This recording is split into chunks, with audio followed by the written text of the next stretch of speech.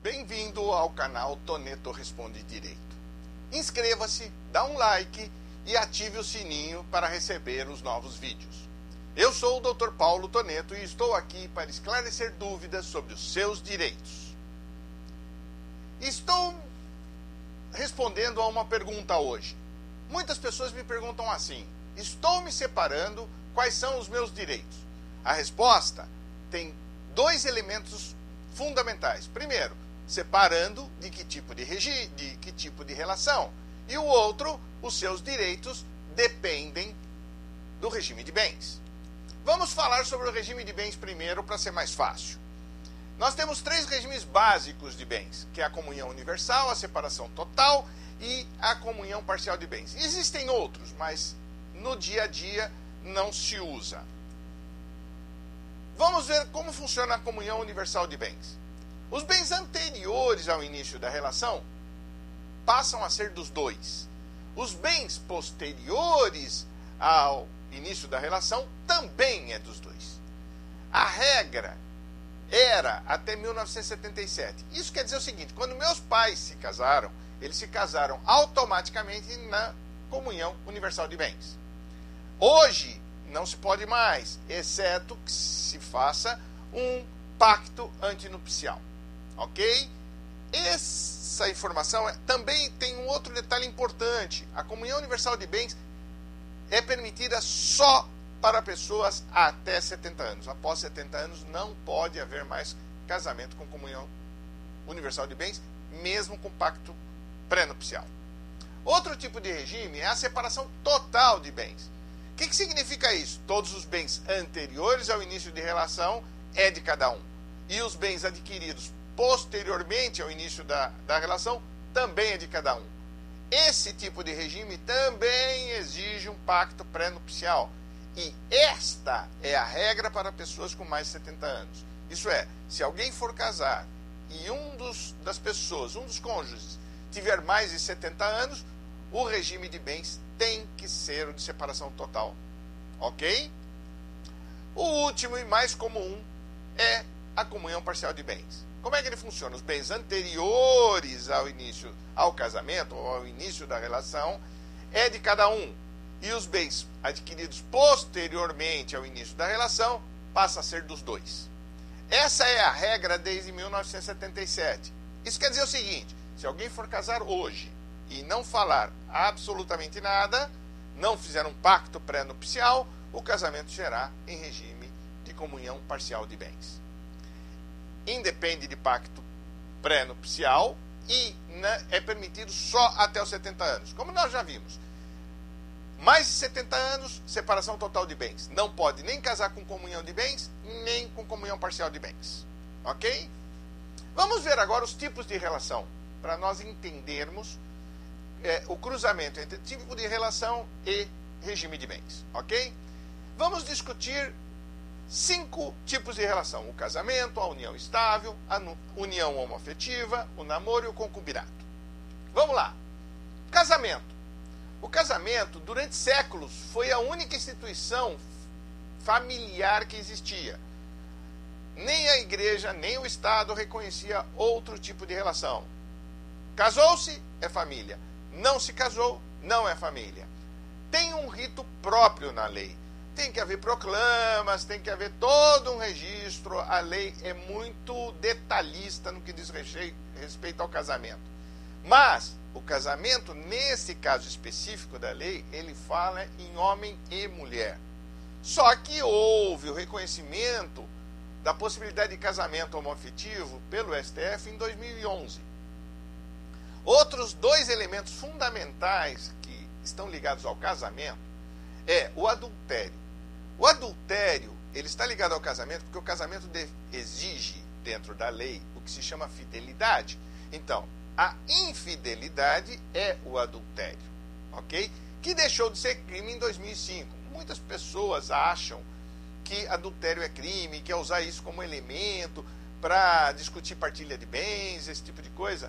Não existe isso, ok? O adultério não é mais crime desde 2005. Mas a bigamia é crime, tipificado no Código Penal. ok?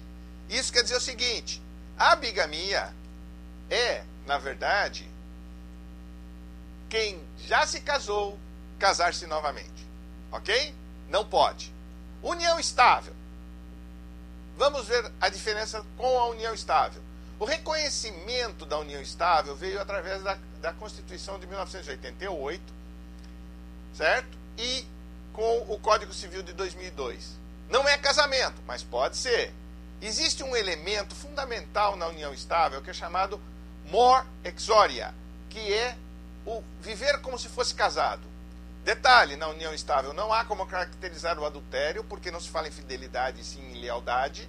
Não há bigamia, porque a lei fala claramente que não pode casar-se duas vezes. A união estável não é proibida.